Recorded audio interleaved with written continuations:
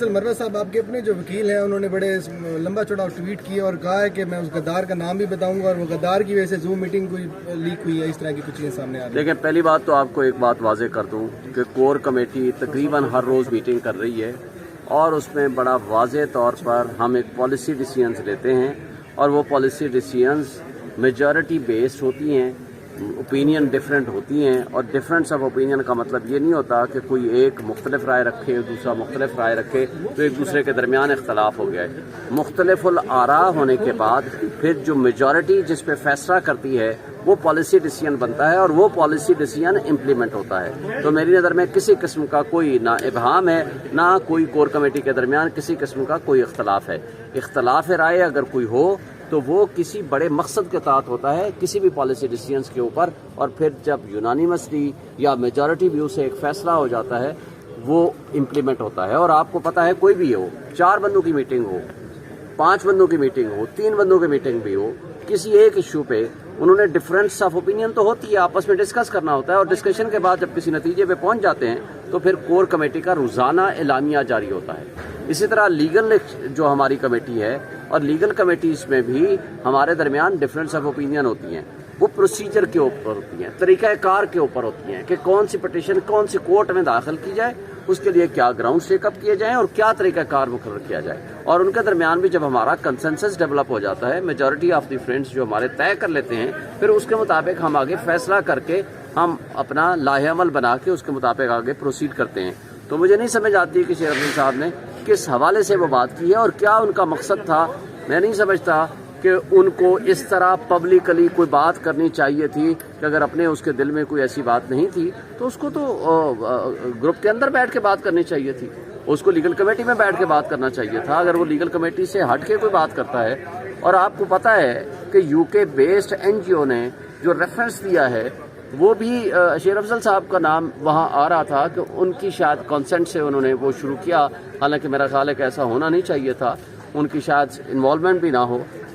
لیکن وہاں ان کو ہم نے واضح اور سختی سے روکا کہ بھائی ہمارے نہ عمران خان صاحب نے ان کو اجازت دی ہے، نہ ہم میں سے لیگل کمیٹی نے ان کو اجازت دی ہے، نہ کوئی انوالومنٹ ایسی ہے کہ وہاں وہ فنڈز اکٹھا کریں اور پھر جا کر کے کوئی پٹیشن باہر کی پٹیشن وہ کر کیسے سکتے ہیں۔ پاکستان کا یہ ایشو ہے اور پاکستان میں پٹیشن ہونی ہے اور ہم سارے پٹیشن فائل کر رہے ہیں، تو لہٰذا یہ ہماری اجازت سے نہیں۔ شیر افضل صاحب کے ٹویٹ کے مطابق بتایا جا رہا ہے کہ اٹک جیل کے اندر خان صاحب کو راضی کرنے کی کوشش کی جائے گی کہ وہ کسی طریقے سے ملک سے باہر جانے پر رضامند سر، اس میں کوئی صداقت؟ دیکھیں، ہمارے نالج میں یہ نہیں ہے۔ پچھلے 14 دن سے صرف 2 دفعہ ہماری میٹنگز ہوئی ہے، ایک دفعہ ان کی اہلیہ کی، 2 دفعہ اہلیہ کی، ایک دفعہ ایک وکیل صاحب کی، دوسری دفعہ دوسرے وکیل صاحب کی۔ ہم پرسوں گئے ہیں، وہاں کھڑے رہے ہیں، ہم نے 3 گھنٹے وہاں انتظار کیا ہے اور اپلیکیشن بھی دی ہے، ہائی کورٹ کا آرڈر بھی دیا ہے، لیکن اس کے باوجود ہمیں ملنے نہیں دیا گیا۔ عمران خان کا یہ بنیادی آئینی اور قانونی حق ہے کہ وہ اپنے لیگل ایڈوائزر سے ملے، وہ اپنے دوستوں سے بھی ملیں، وہ اپنے پارٹی لیڈر سے بھی ملیں، یہ جیل مینول بھی اجازت دیتا ہے،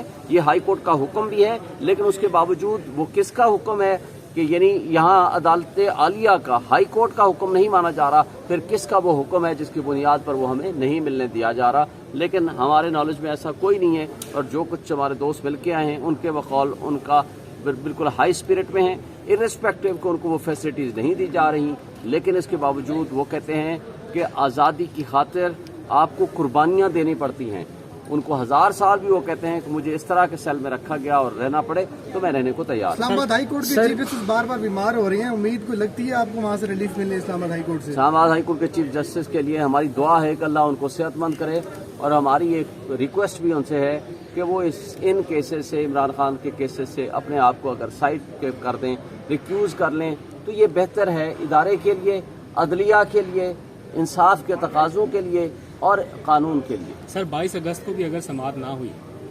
جیسا کہ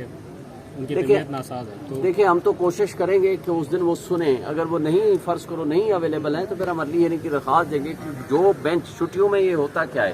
جو بینچ اویلیبل ہوتا ہے یہ کیسز ان کے پاس لگا کرتے ہیں، یہ کوئی فکس میچ تو ہے نہیں کہ چیز ہر حال میں انہوں نے ہی سننا ہے۔ یہ ہمیں نہیں سمجھ آتی کہ جب ہم اعتراض بھی ان کے اوپر کر چکے ہیں تو بجائے وہ نہیں اگر سن سکتے تو ان کو کسی اور بینچ پہ بھیج دینا چاہیے۔ سر جو لیڈر 3 سے 4 ماہ کے بعد 9 مئی کے واقعات کی مذمت کر رہے ہیں، پی ٹی آئی کی ساکھ کتنی متاثر ہو رہی ہے ان کے اس وقت مذمت کرنے سے؟ دیکھیں پی ٹی آئی کی کوئی ساکھ متاثر نہیں ہوتی، اگر یہ پی ڈی ایم کی فاشسٹ جماعتیں جس طرح 16 مہینے اقتدار پہ قبضہ کر کے اسٹیبلشمنٹ کی مدد سے یہاں بیٹھے رہے ہیں، تو مجھے بتائیں اگر انہوں نے ان کی کارکردگی اچھی ہوتی تو آپ بھی جانتے ہو تو آن دی ایکسپائری آف ٹرم 60 دن پورے ہوتے، وہ اپنی مدت پوری کرتے اور 60 دن کے اندر اندر وہ الیکشن کرا دیتے۔ وہ اب الیکشن سے بھاگ کیوں رہے ہیں؟ اس لیے بھاگ رہے ہیں، اور ان کی منافقانہ پالیسی بھی آپ دیکھ لیں۔ ایک طرف تو پیپلز پارٹی آج مطالبہ کر رہی ہے 90 ڈیز میں الیکشن ہو، جے یو آئی مطالبہ کرتی ہے 90 ڈیز میں الیکشن ہو، اور لیکن 5 اگست کو وہاں کیوں کنسنٹ دے کر آئے؟ سی سی آئی میں کیوں بیٹھے؟ وہاں کیوں نہیں انہوں نے کہا؟ وہ تو جاتے ہی نا۔ مراد علی شاہ صاحب کہتے ہیں کہ جی 2 غیر آئینی صوبوں کے سربراہ بیٹھے ہوئے ہیں، ہم جاتے نہیں ہیں۔ وہ وہاں جاتے ہی نا، اور باہر آ کر پریس کانفرنس کرتے ہیں، ہم اس کو نہیں مانتے۔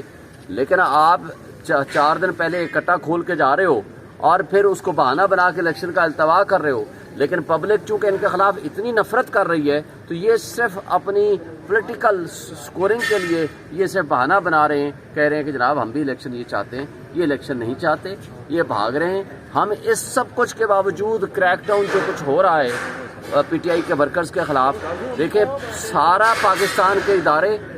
ساری جو نگران سیٹ اپ کے لوگ ہیں،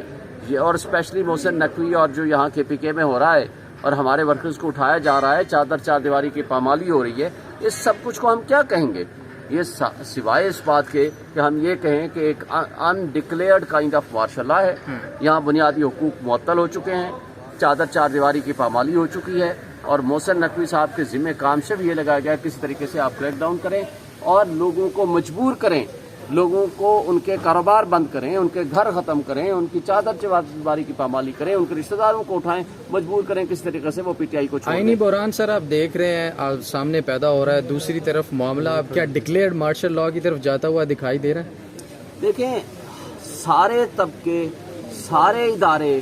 وہ ان کی آشیرواد سے ایک قدم آگے نہیں بڑھا سکتے، ان کے سب کچھ کنٹرول میں ہے، ان کو مارشل لا لگانے کی ضرورت کیا ہے؟ مجھے آپ بتا دیں کون سا ادارہ ہے جو ان سے پوچھ کے فیصلے نہیں کر رہا؟ ان کا کنٹرول آلریڈی ہے، تو وہ کیوں وہ مارشل لا لگائیں گے؟ پہلی بات۔ دوسری بات مجھے بتائیں منظور پشتین کے معاملے پر جو کچھ کل ہوا اس اسلام آباد میں، اگر پی ٹی آئی کا کوئی بھی ورکر کسی بھی جگہ پہ کوئی کھڑا ہو کے کچھ صرف پی ٹی آئی زندہ باد کا نعرہ لگاتا ہے تو اس کے اوپر ظلم و تشدد جتنا ہوتا ہے وہ سب آپ کے سامنے ہے۔ اور اگر یہ فکس میچ نہیں تھا، 16 مہینے اسٹیبلشمنٹ کی من پسند پی ڈی ایم کی اور یا شہباز شریف کی حکومت کا وہ حصہ رہے، 16 مہینوں نے ایک دن اعتراض نہیں کیا، اب ان کو یہاں لا کر کے ریڈ زون میں بٹھا کر اگر یہ فکس میچ نہیں تھا تو بتا دیں کہ ان کے خلاف پھر کیا ایکشن لیا ہے ایڈمنسٹریشن نے، کیا ایکشن لیا ہے کہ ہماری عسکری قیادت نے، کیا ایکشن لیا ہے کہ کسی اور ادارے نے۔